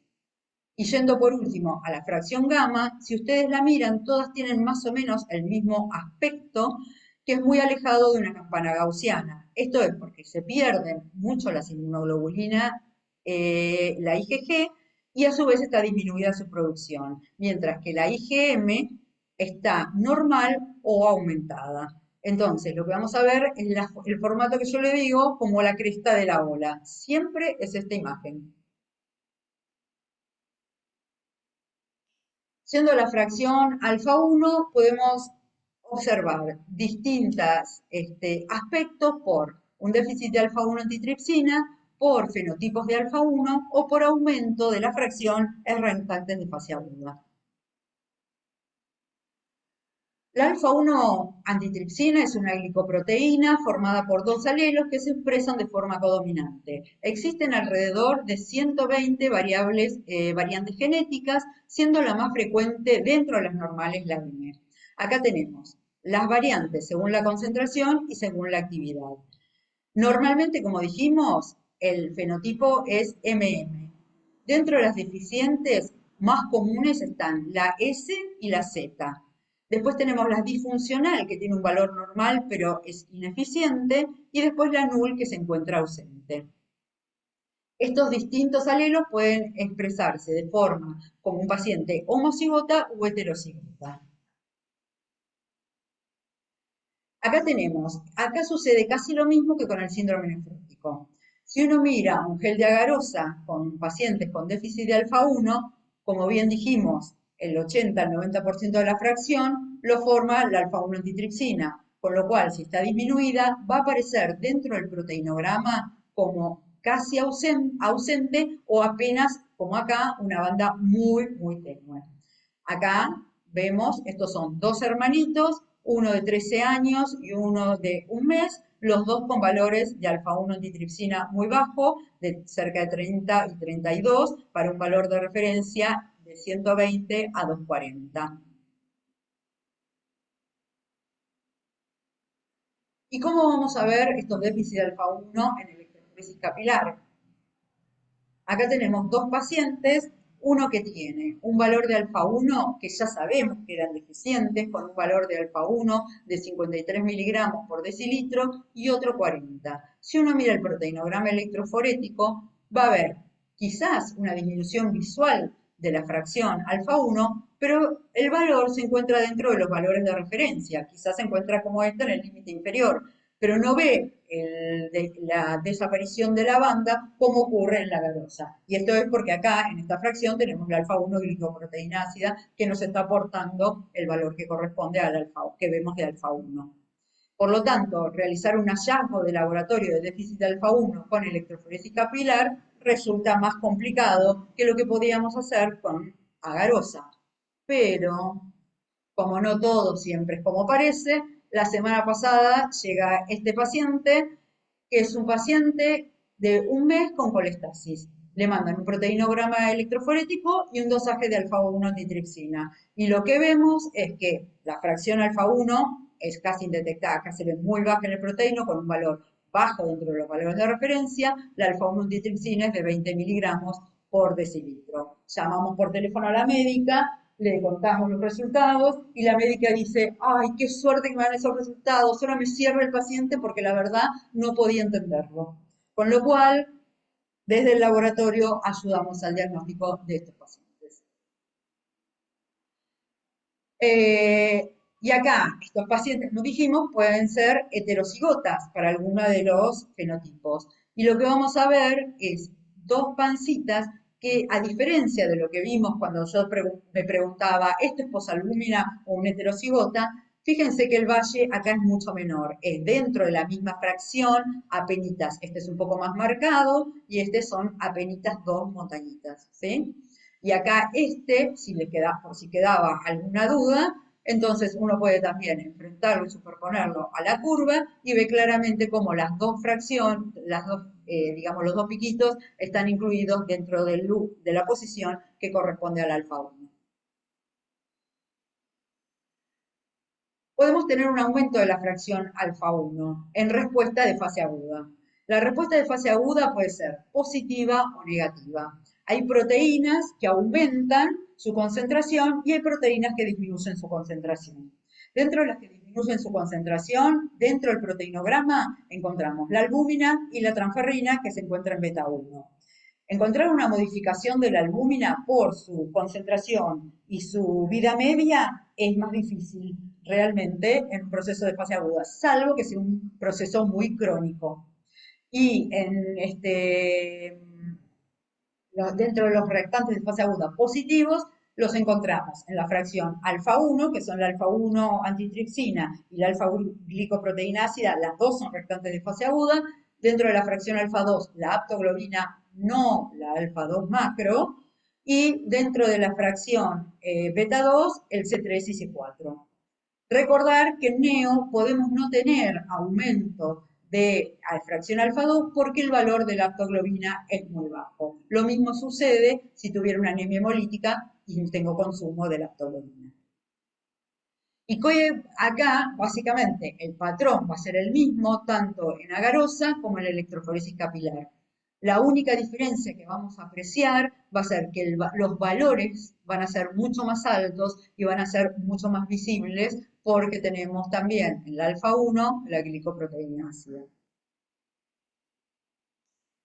La fracción alfa-2 no presenta grandes diferencias tampoco. Lo que sí vamos a ver es una variabilidad cualitativa con respecto a su aspecto. Si se fijan, todas estas corridas son de pacientes normales y vean que en todos el aspecto de la fracción alfa-2 es distinto. Como vimos en el síndrome nefrótico, acá también podemos apreciar la composición de esta fracción por delante la aptoglobina y por detrás la alfa-2 macroglobulina. También, como vimos antes, está alterada en la hemólisis y se pueden también apreciar los distintos fenotipos de aptoglobina, así como vimos para el alfa-1. Todo lo demás son corridas que nos llegan al laboratorio. La verdad que esto no lo habíamos visto nunca, quería mostrárselos, entonces acudí al libro de Raquel Osatinsky y saqué las muestras para que la vean. Y como ven, es similar a lo que uno aprecia en la fracción alfa-1. Con respecto a la fracción beta, tenemos la beta 1, lo que vamos a ver, como ya dijimos, es la beta-lipoproteína, a diferencia de lo que vemos en capilar, y en la fracción beta 2 en capilar se puede llegar a observar C3 y C4, que como ven aparecen como dos pancitas en la fracción beta. Ojo que esta alteración también puede ser debida al fibrinógeno, entonces siempre verificar antes con la muestra si no es un paciente con una muestra con anticoagulante o la historia del paciente. Bueno, y con respecto a la fracción gamma, podemos tener distintos patrones proteicos. Puede ser un patrón proteico policlonal, oligoclonal o monoclonal, que esto se da en los adultos y no en pediatría, y también podemos encontrar hipogamma.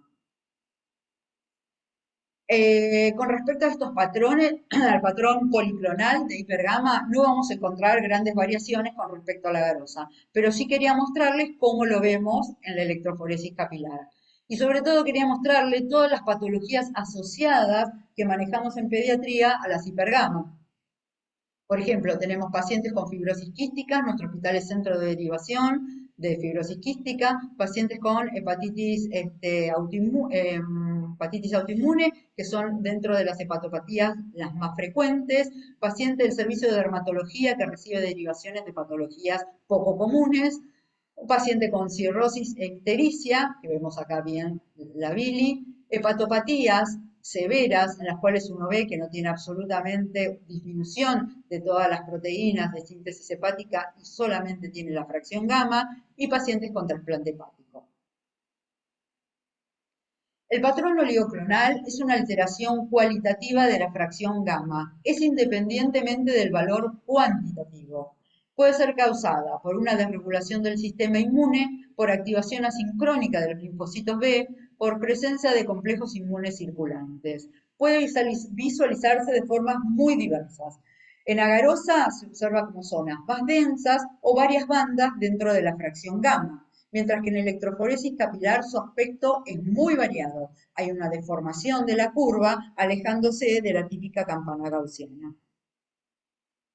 Las patologías a las cuales se le asocia son enfermedades autoinmunes, enfermedades hepáticas, infecciosas, oncológicas o trasplantes de órganos, independientemente del órgano que se trasplante. O sea, cualquier trasplante puede dar oligoclonalidad. Y acá tenemos patrones oligoclonales en agarosa y en electroforesis capilar. Y vemos, como en esta... ¿Me fue el puntero? Acá está.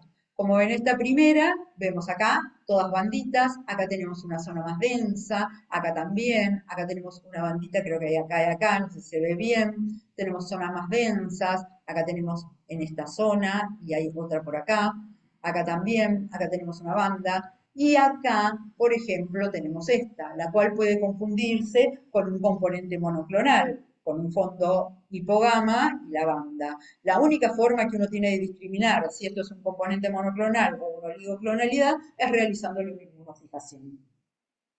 Y el seguimiento en el tiempo, porque si fuera un componente va a seguir estando la banda en la misma posición, mientras que en la oligoclonalidad esta banda puede ir variando de posición. Y acá tenemos pacientes con también, como ven, tienen aspectos muy variados y la concentración de gamas también es muy variada. Tenemos desde hipergama hasta hipogamas. Todos estos son perfiles de oligoclonalidad. Y acá también les muestro todas las patologías en las cuales están asociados. Vasculitis, lupus, TBC, artritis idiopática, leucemias. Muchas veces las leucemias post-tratamiento, los pacientes se infectan y ahí es cuando tenemos las grandes oligoclonalidades. Y esto es una inmunodeficiencia combinada severa. Si comparamos el mismo paciente en agarosa y en electroforesis capilar, muchas veces cuando tenemos varias banditas de baja concentración, muy tenues dentro de la agarosa, se ve muy clara en la agarosa, pero cuando le hacemos la electroforesis capilar, si ven, uno ve acá las pancitas, no nos queda tan clara este patrón. Muchas veces el gel para las oligoclonalidades es más clara que la electroforesis capilar. Y acá, terminando, tenemos los pacientes con hipogama. La verdad que se ve igual con los dos soportes. Lo único que quería recordarles es que existe la hipogama fisiológica. Entre los 2 y los 6 meses ocurre un bache muy marcado de la IgG y esto tiene que ver porque todavía no comenzó la síntesis a concentraciones adecuadas de IgG y fue catabolizada toda la inmunoglobulina materna que había traspasado la placenta. Entonces, en este momento los bebés tienen una hipogama muy marcada. Si se fijan los valores, tenemos valores de 24 y de 21. Si el bebé encima es un prematuro, todavía esta hipogama es mucho más manifiesta y esto es porque el pico de la madre, del pasaje transplacentario, no llegó a hacerse. Entonces no pasaron tantas inmunoglobulinas de la madre al bebé y entonces desaparecieron mucho más rápido. Y acá tenemos un casito que si quieren pueden participar del chat, pueden decir qué opinan, pueden decir qué les parece. Este es un paciente de 1 año con una neurofibromatosis tipo 1, que nos consulta del Hospital Garrahan. Nos mandan este gel y nos dicen, en este gel, ¿qué tiene? Si ven la corrida electroforética es esta, tiene acá la alfa 1, la fracción alfa 1 que corresponde, si se comparan con estas exactamente, y por delante tiene una banda en alfa 1 muy marcada. Entonces, lo primero que se pensaba era a qué corresponde esta banda que tenemos en alfa 1.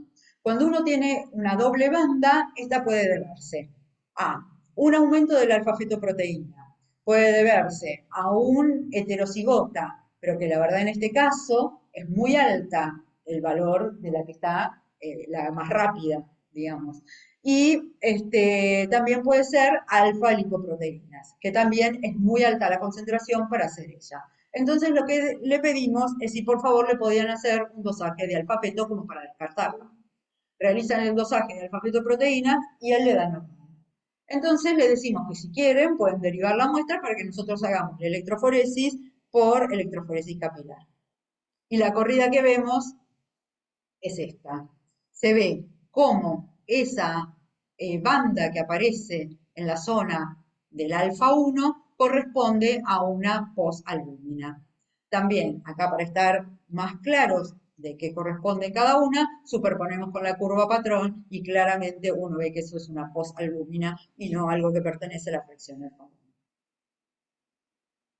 Y por último, y para redondear con todo lo que dijo Marilú, del buen informe, del informe interpretativo, de cómo hay que hacerlo, de que al médico le quede claro, de tratar de ser lo más explícito posible, tenemos un paciente de 8 años con una leucemia linfática aguda que en este momento está cursando un shock séptico. Y entonces uno se pregunta, ¿cómo informaría a este paciente?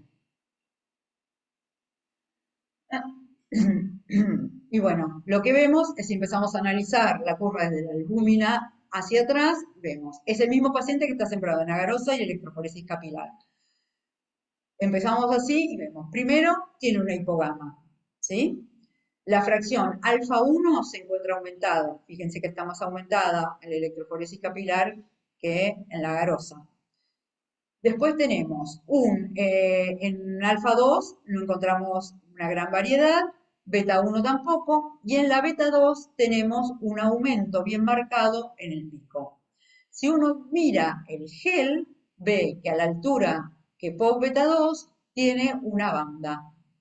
Y esto podría ser la presencia del fibrinógeno, ¿sí? Fuimos a buscar a la muestra y vimos que era una muestra que presentaba anticoagulante. Cuando vamos a las gamas, vemos que por el valor es una hipogama y tiene un aspecto de oligoclonal. Acá, si uno mira, no sé si se llega a ver bien, pero acá bueno, se veían bien perfectamente todas las banditas. Y acá en electroforesis capilar en este se ve divino. ¿Está? Entonces, el comentario que ponemos dentro del informe sería presente hipoluminemia, aumento de la fracción alfa 1, que es compatible con una reacción de fase aguda con un perfil de tipo inflamatorio, marcado aumento de la fracción beta 2 por presencia de fibrinógeno debido a muestra con anticoagulante, se observa disminución de la fracción gamma con patrón oligoclonal. Bueno, y esta fue la última diapositiva. Espero que les haya gustado la charla, que les haya servido, que no se hayan cansado. Y bueno, si tienen alguna duda, saben dónde comunicarse. Bueno, excelente, Adriana, muchas gracias. La verdad que la cantidad de casos que nos has mostrado, súper enriquecedor, como ponían ahí en el box de preguntas, porque viene bien para aplicar todo esto que nos fueron contando. Si les parece, leemos las preguntas que fueron depositando en la cajita de preguntas y respuestas. Les voy leyendo las preguntas, ¿quieren? Y vamos contestando. Dale. Bueno, primero dicen, excelentes las 2 disertaciones, excelentes las charlas, muchas gracias por el espacio.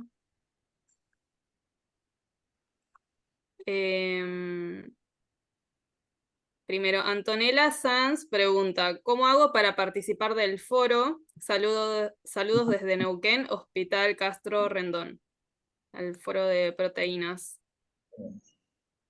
Bueno, mira, Antonella, la cosa es así. Todos los que pertenecemos al foro tenemos una experiencia ya de como mínimo 3 años de proteína, ¿no? Como mínimo. Lo ideal sería que mandaras un currículum al foro y que contaras tu experiencia. Nosotros lo que no queremos es que los bioquímicos que entran al foro no tengan experiencia y que sea para resolver dudas.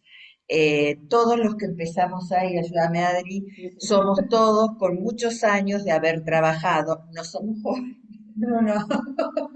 Entonces, la idea es poder crecer en el foro y por supuesto que si tenemos dudas las compartimos, consensuamos las dudas y es así como fue creciendo. Pero no queremos que el foro sea considerado como no sé resolver una hipogama, ¿cómo lo pongo? El foro no es un lugar de formación, esto es lo que tiene que quedar claro. Es un lugar donde gente que ya trabaja en proteínas, tiene dudas, es un lugar de consulta, es un lugar de compartir trabajos y cosas que uno realiza y a su vez realizar trabajos en conjunto que surgen del propio foro. Pero no es un lugar de formación, esto tiene que quedar claro. Perfecto. Y también agrego acá que viene al caso un comentario que hace Mariana Andrea Piaggio, dice, con respecto al grupo de proteínas, somos muchos laboratorios que nos dedicamos a proteínas exclusivamente y estaría bueno poder estar en contacto ante alguna duda, sobre todo en casos que son de difícil diagnóstico. Somos del sur y tenemos poco contacto, dice. Saludos. Es importante que se conecten con nosotros. Nosotros hacemos reuniones que son algunas virtuales y otras presenciales, pero después de la pandemia es como que quedó el formato virtual bastante armado. Entonces, realmente, si gente de la provincia, de las distintas provincias, quiere participar del foro y tiene experiencia en el tema, sería muy bueno que se comuniquen porque justamente lo que estamos buscando es ampliar el número de integrantes para poder trabajar de forma mejor, ¿no? Perfecto, Más a nivel nacional. claro. Y Excelente. acá Matías Alejandro Molina pregunta, ¿existen reportes de interferencias en las fases preanalíticas para mencionar, por ejemplo, alteraciones con el uso de tubos para suero con acelerador de coagulación más gel separador? Las recomendaciones de qué tubo y qué muestra tenés que hacer están dentro del trabajo publicado en el foro. Está. Lo que se dice es que los aceleradores de la coagulación en general no interfieren. Los geles sí, muchas veces secuestran proteínas. Perfecto. Y también hizo otras dos preguntas. Dice, ¿todos los casos donde se detecten paraproteínas son candidatos a terminar en enfermedades de linfocitos B? No, no, no, de ninguna manera. Para terminar en un caso de un linfocitos B, tiene que tener una punción médula, punción aspiración de médula ósea, la intervención del hematólogo, el laboratorio, la parte de imágenes, la parte de FISH, la parte de la parte de citometría, pero no, no todo eso termina en el linfocito B. Ok. Y la última pregunta que hace dice, ¿existen casos de apariciones transitorias de bandas homogéneas, descartando errores preanalíticos como el uso de plasma?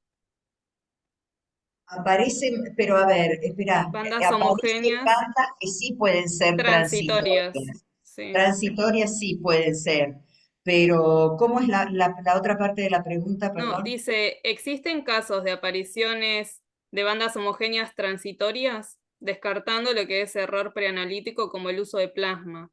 Sí, sí. Muchas veces estas bandas que parecen componentes monoclonales o que se comportan como tal, porque a veces uno realiza la inmunofijación y ve que es a una única cadena pesada y liviana, pero es transitoria porque si uno le sí hace el seguimiento del paciente, esa banda después desaparece, cambia de posición, se transforma en IgM. Y muchas veces estos pacientes que aparecen, lo que antes se llamaba las transitorias, son oligoclonales, son un patrón oligoclonal. Otra de las cosas que les queríamos contar es que acá, con el tema del COVID, después de la vacunación, hacíamos proteinogramas y se vio muy aumentado la presencia de bandas oligoclonales, que si bien le poníamos en el comentario, se sugiere control periódico porque no sabíamos cómo podía terminar esa oligoclonalidad o desaparecer o convertirse en una gamopatía monoclonal. Entonces le pedíamos un control periódico cada 3 meses. A los 3 meses volvía el paciente y la banda ya no estaba, la oligoclonalidad había desaparecido. Eso nos pasó con la vacunación del COVID. Perfecto. Perfecto, bueno, muy buena aclaración. Y acá Miriam Alessi dice, buenas tardes, ¿qué recomendación pueden hacer para aquellos bioquímicos que no contamos con un densitómetro en cuanto al informe de la fracción beta, ya que no siempre se pueden apreciar bien? Gracias. ¡Qué pregunta! A ver, yo te voy a contestar que está mal con otra pregunta. ¿Cómo informan un proteinograma si no tienen densitometro? ¿Hacen elusión o lo informan a ojo? Claro, a ver, ¿cómo Claro. informan? Porque No sé si se Y puede puede habilitar. seguir introduciendo su respuesta en este box. Ah, Miriam claro. puede, Listo.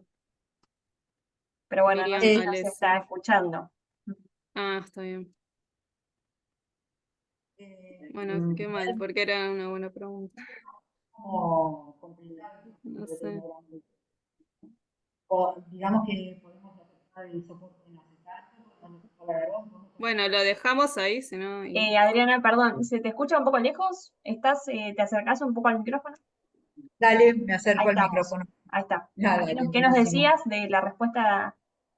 No, que realmente informar un proteinograma electroforético sin un densitómetro es complicado en general. Puedes usar el soporte que quieras, si querés usar acetato, si querés usar agarosa, pero sin densitómetro hay veces que uno necesita, si no cuenta con los materiales, si no cuenta con las herramientas, es mejor derivar una muestra y dar un buen resultado que estar entregando una cosa que al médico realmente no le va a ser útil. Perfecto. Perfecto. Hay un montón de preguntas, por eso Juli está haciendo una selección de todo lo que fuimos viendo. Acá hay una pregunta, Gustavo Pieroni dice, ¿qué experiencia tienen con las albúminas de Interlab con respecto a la albúmina del proteinograma químico? En el caso de discrepancias, ¿cómo se manejan? Vos habéis hecho un trabajo. Sí. discúlpame, habíamos hecho un trabajo de la discrepancia de la albúmina química con la albúmina del proteinograma. No me acuerdo, hace muchos años. Sí, Marilu había Sí, presentado no me acuerdo, pero no tenés. Nosotros no tenemos. Igual, ¿qué albúmina informan? La albúmina, a ver, el tema es, cuando nosotros tenemos un proteinograma, tenemos la albúmina química y la albúmina del proteinograma. La pregunta es, ¿qué albúminas informan cuando tienen las dos cosas? Si tienen la albúmina química o anulan la albúmina química y ponen la del proteinograma. Porque nosotros acá informamos la albúmina del proteinograma, porque cada una de las bandas es la sumatoria. Entonces, de esa forma estás trabajando en forma segura y generalmente lo que se hace es el sector química a los pacientes que tiene pedido la albúmina, anula la albúmina química y entra la albúmina del proteinograma. y nosotros nos manejamos de la misma forma, pero igualmente estoy tratando de pensar y por lo general creo que la albúmina química da un poco más elevada que la que da el proteinograma. Sí, en general sí. Perfecto. Me puse a pensar. Sí. No te puedo Eh, decir exactamente qué porcentaje, pero sí da más alta la albúmina de química que la del proteinograma. no Después sé preguntan por la sí. inmunofijación en orina, o Vence-Jones, dice de manera individual, ¿cómo informa la inmunofijación en orina o Vence-Jones de manera individual en la medida que aparece en capa o lambda, LF o capa F pone, me imagino que se refiere a las frías, a las libres, o directamente proteína Vence-Jones positiva? ¿Cómo No, informan? no. A ver, cuando se hace, por eso una de las diapos era, se sugiere hacer la inmunofijación sérica y la inmunofijación urinaria conjuntamente. Nosotros, cuando hacemos la inmunofijación sérica, que sale a lo mejor primero que la inmunofijación urinaria, lo que vemos y el bioquímico que lo valida ve que la cadena liviana libre de la inmunofijación sea la misma que está comprometida en el riñón. O sea, que si yo informo una IgG capa en la inmunofijación urinaria, voy a informar si está presente capa o capa libre. Y de ser negativo, no se observa componente en la inmunofijación. Perfecto. Muy claro. Bien. Después seguimos, Juli, otra. Dale. Para cuantificar banda monoclonal, ¿usan el automático del equipo o lo hacen de forma manual? No, el automático del equipo. El equipo te permite hacerlo de dos formas, a línea de base o ¿cómo le dicen? Tangencial. Nosotros usamos la forma tangencial, pero una vez que se tomó esa decisión de la tangencial, nos informa una tangencial y otra línea de base. Eso lo hablamos con vos, Juli, hoy. Sí, sí lo vimos. Juli termina hoy el mes de De proteínas y hoy proteínas. casualmente hablábamos de eso. Sí, sí, sí, hoy vi el caso de la paciente de 41 años.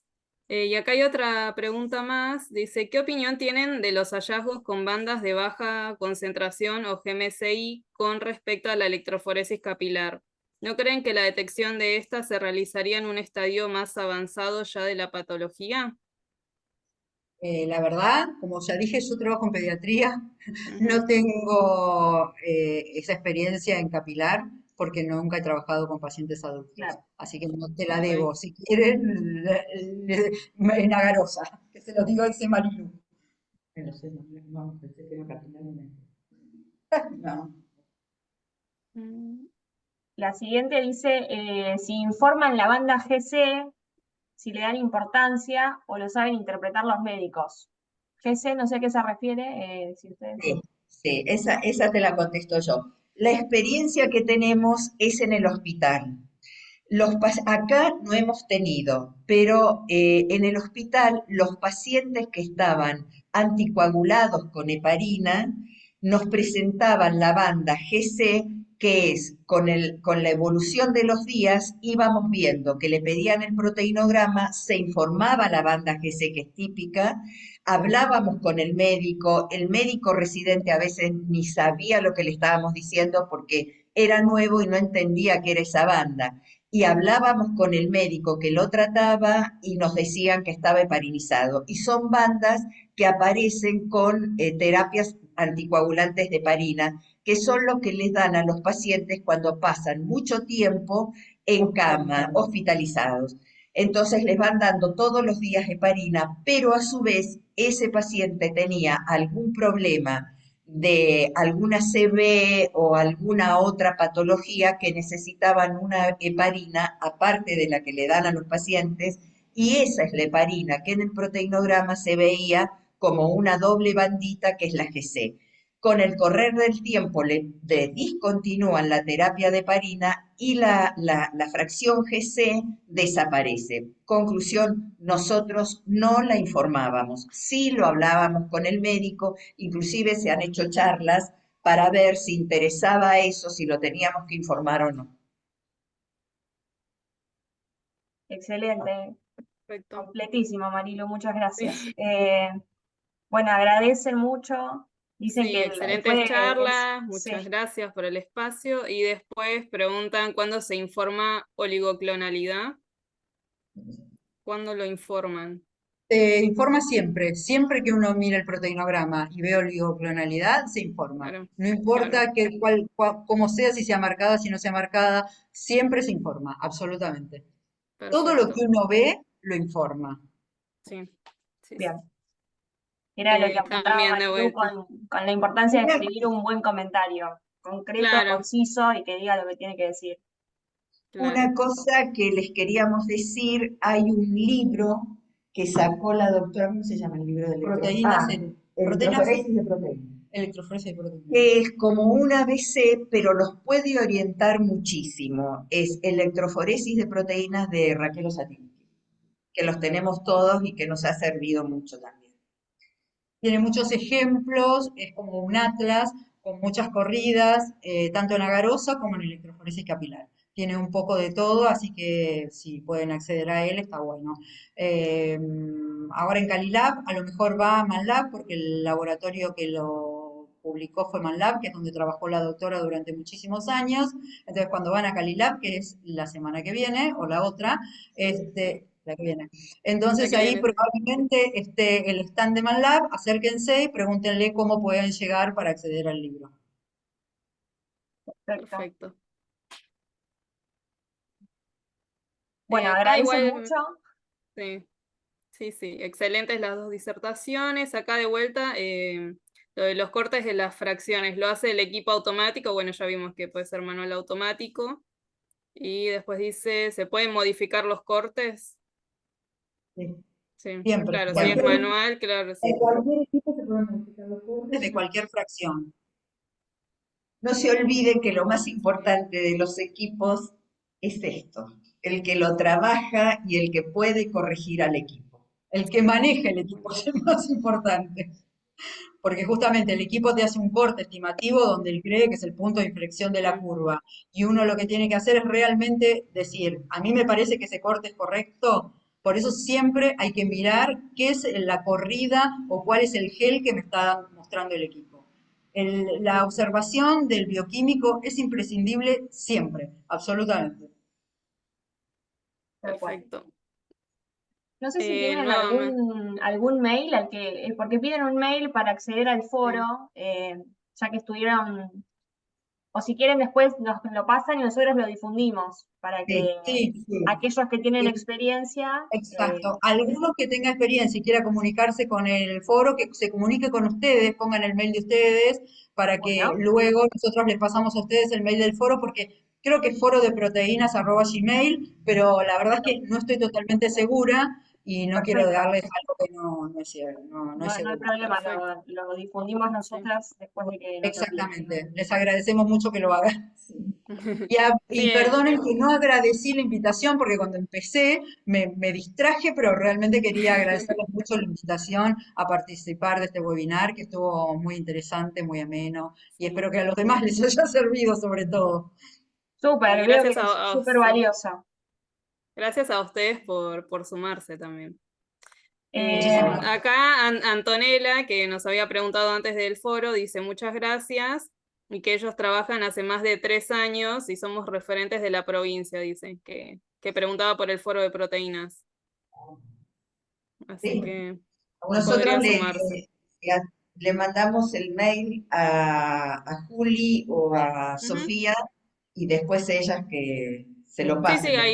ahí hacemos de Lo nexo. único que pedimos es que manden un currículum breve que diga en qué trabajan, qué técnicas desarrollan en el laboratorio también, si hacen únicamente proteinograma o qué otras metodologías manejan, o sea, algo un poco más que nos detallado. sirva, claro, como para evaluar el trabajo previo antes de participar del foro.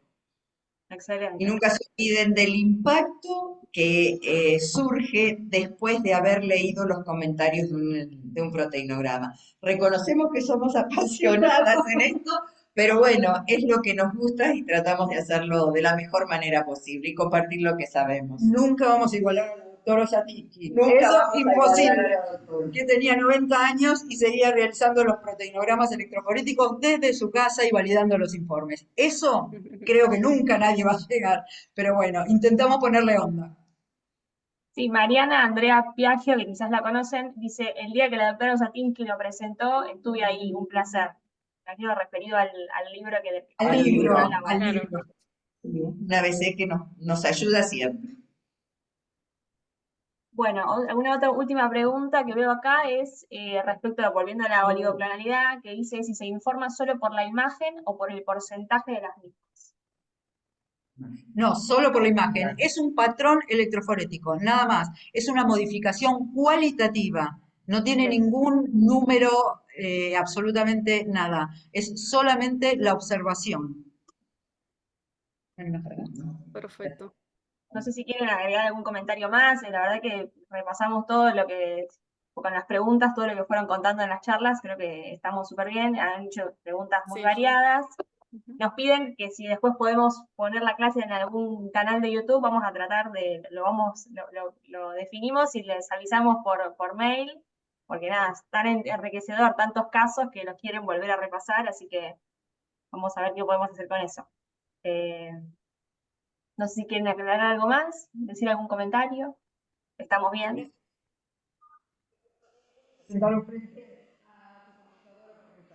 Muchísimas gracias a todos. Bueno, muchas gracias por su participación. Adrián, gracias. A las dos, Marilú, Adriana, un placer. A todos los participantes, muchas gracias, fuimos un montón, eso es un éxito del webinar, así que gracias. ¿Algo más? Gracias. Estamos. Bueno, nos vemos. Muchas gracias. Chao. Gracias.